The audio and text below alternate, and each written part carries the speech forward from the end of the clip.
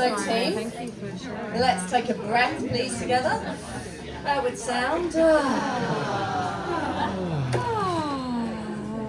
We've got our last speaker.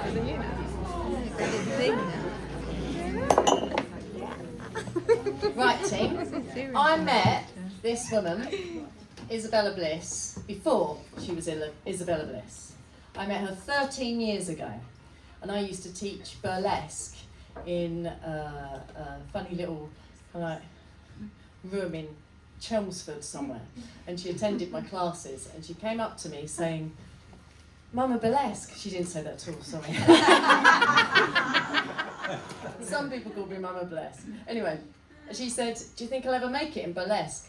And of course, while I'm trying to give encouraging words, little did I know that I was speaking to the future burlesque headliner of the bloody UK, an amazing Marilyn Monroe impersonator. I can take zero fucking credit for any of that hard work. So, Isabella Bliss, with over 13 years of experience in striptease industry, Isabella, she, her, seamlessly transitioned from lap dancer to becoming one of the UK's foremost burlesque artists. Drawing from her wealth of experience and wisdom in her forthcoming book that I read some of the chapters of on a plane on the way to Bali this time last year. It's hilarious. I'm first in line for buying the book. Book's called What Not to Say to a Stripper, Tales of a G-String Diva. It's so fucking hilarious. Anyway, this talk is sure to bust the myths around striptease. Welcoming Isabella Bliss, please. Why everyone should be a stripper once.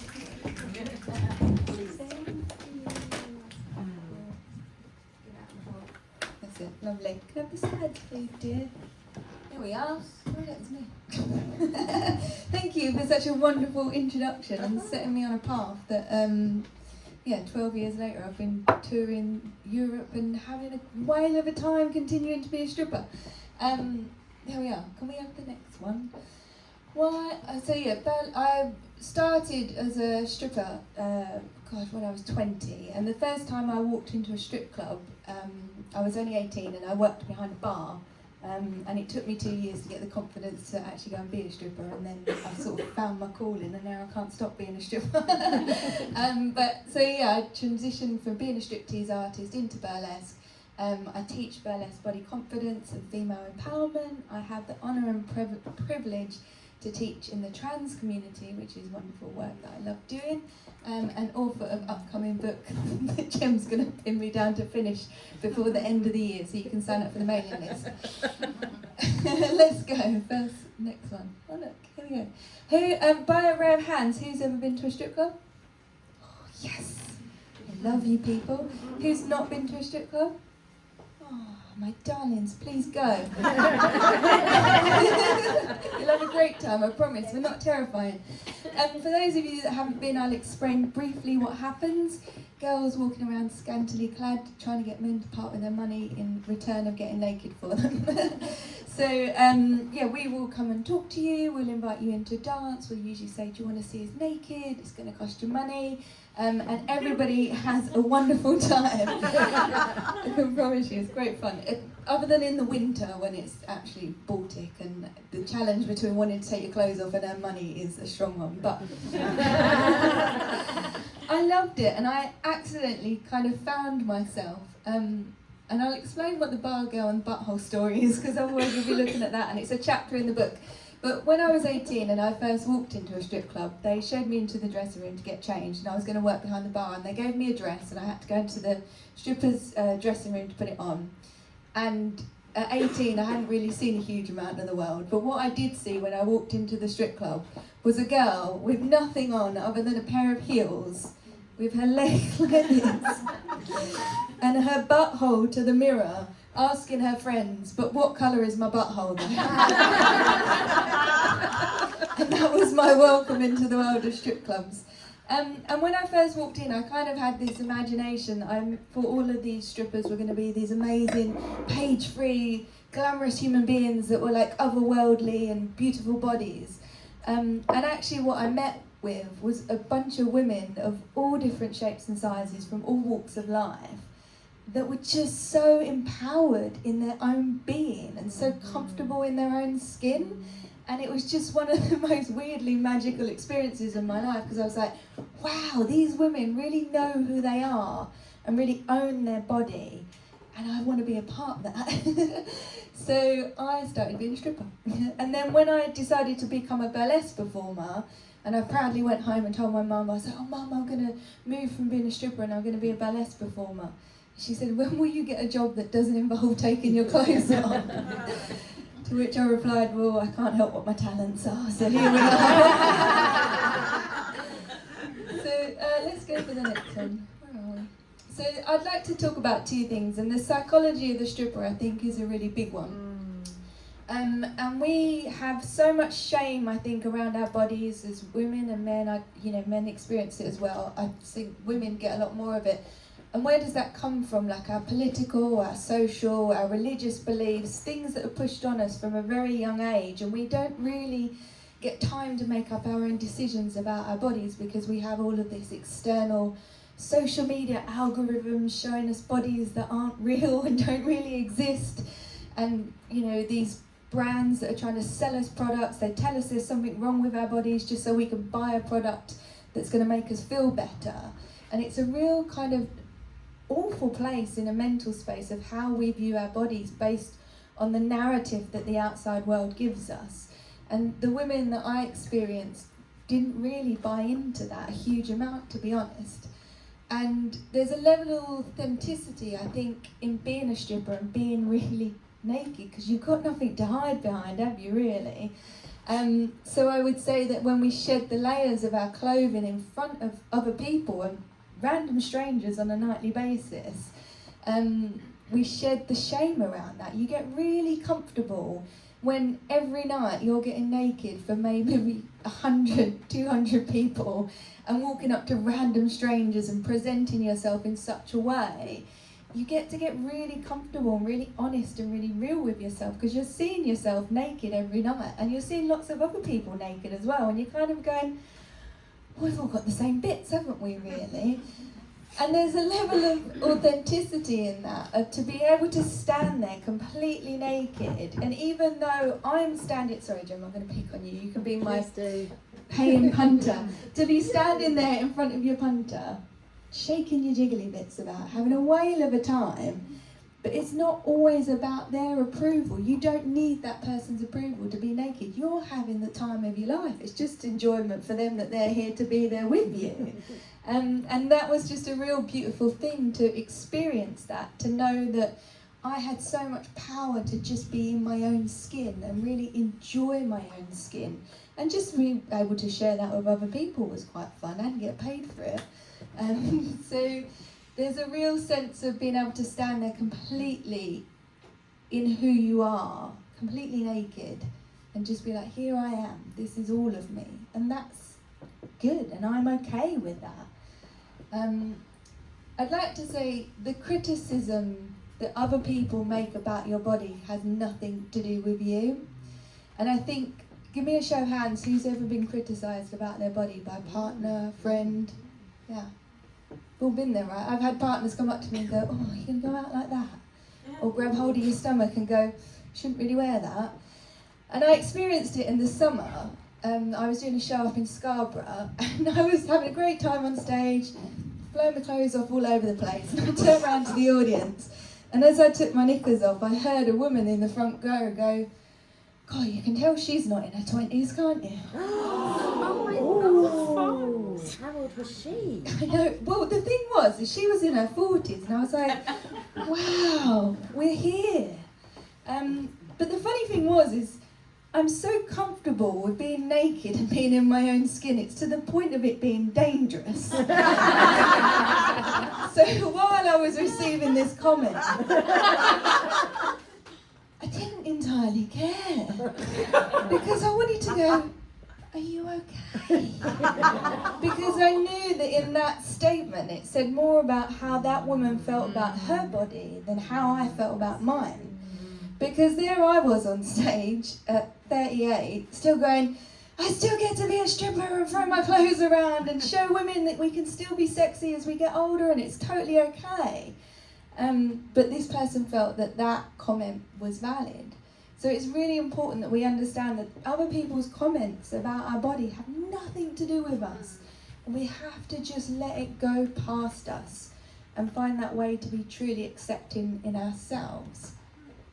And you have that power. You have that power to be so comfortable with your own skin and your own flesh and the body that you were blessed to have, that it doesn't matter what anybody else says to you, it just goes past. It doesn't land because you don't care, because you love you most. So let's go for the next slide, dear. Let's get physical. The other thing that I want to talk about that I really noticed when I was working in the striptease industry and when I was working in burlesque is the way that we move in day-to-day life is so mechanical. The way we move, the way we sit down, we stand up, we go in one room, out the other. It's all very straightforward and we do the same things day in, day out.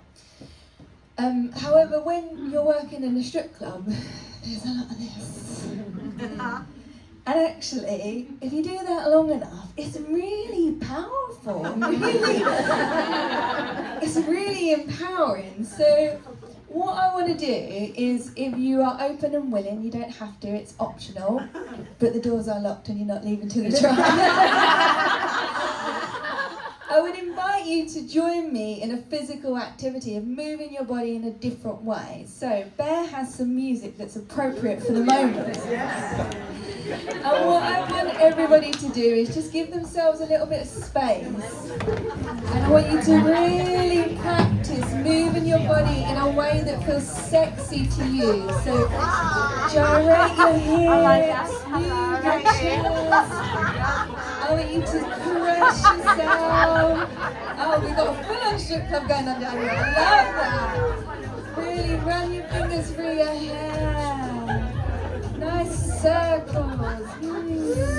Really feel yourself. Get into your inner stripper. What would your inner stripper do?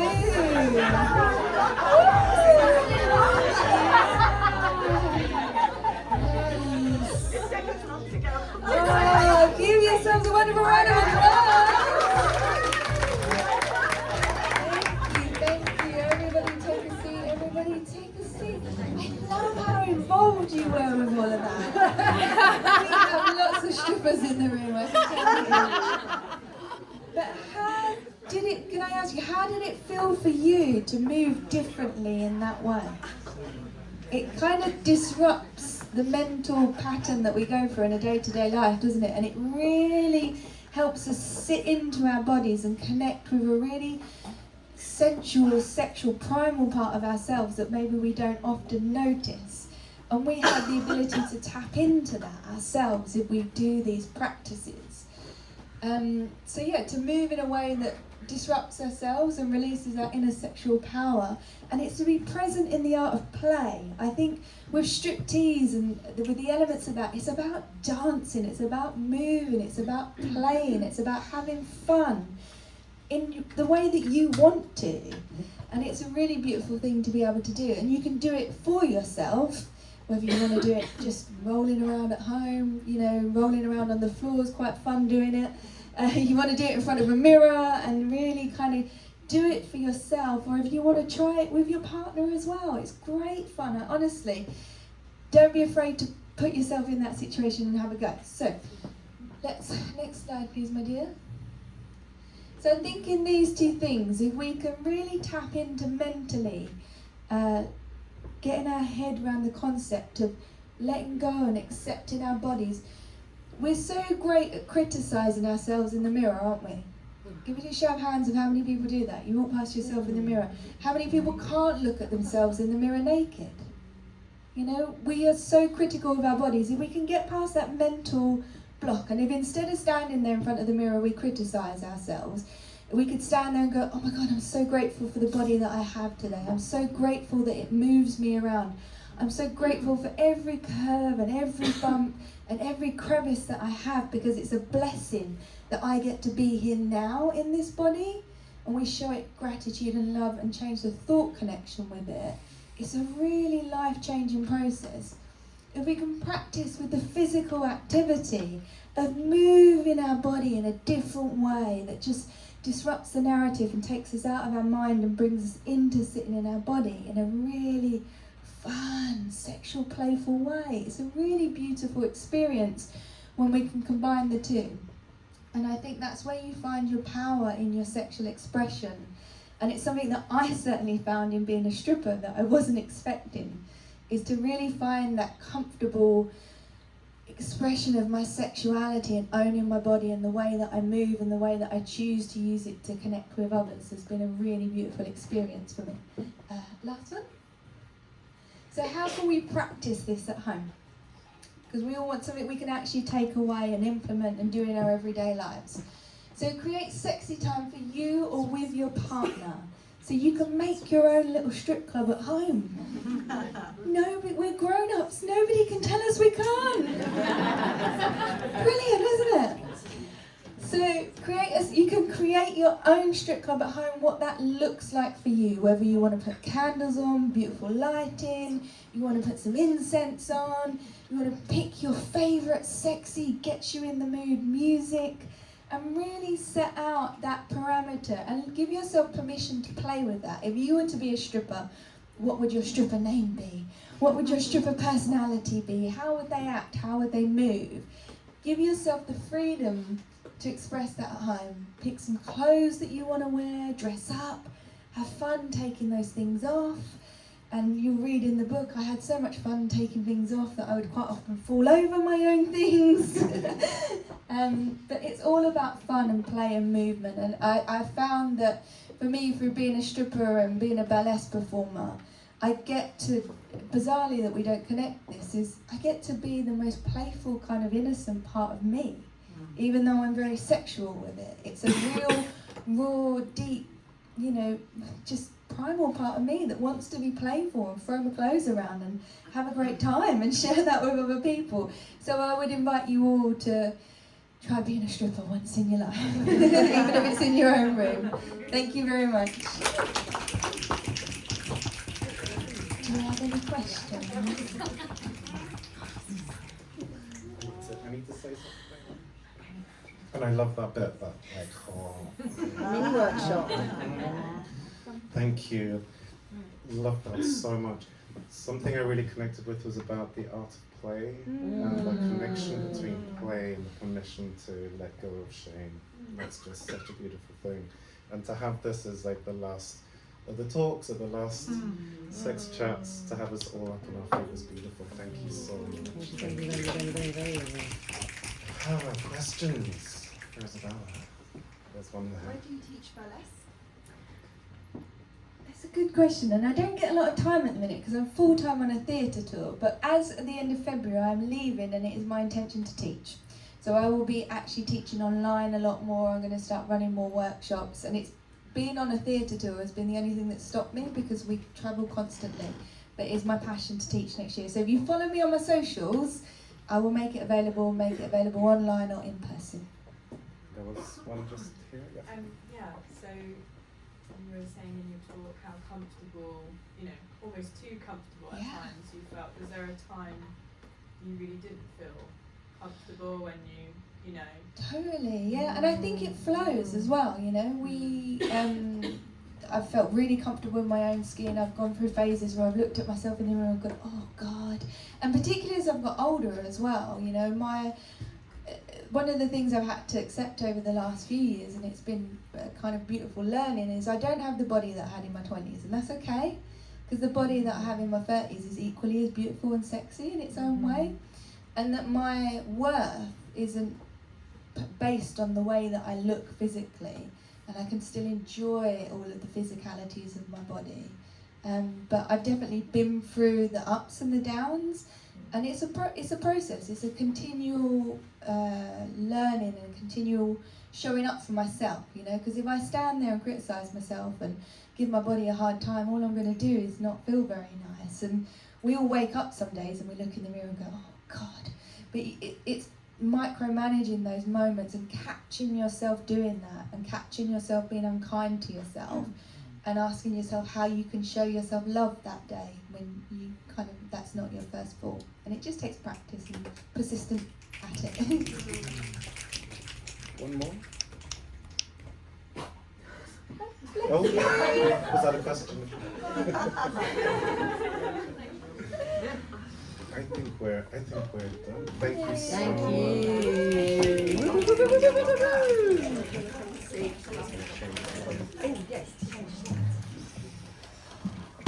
Oh.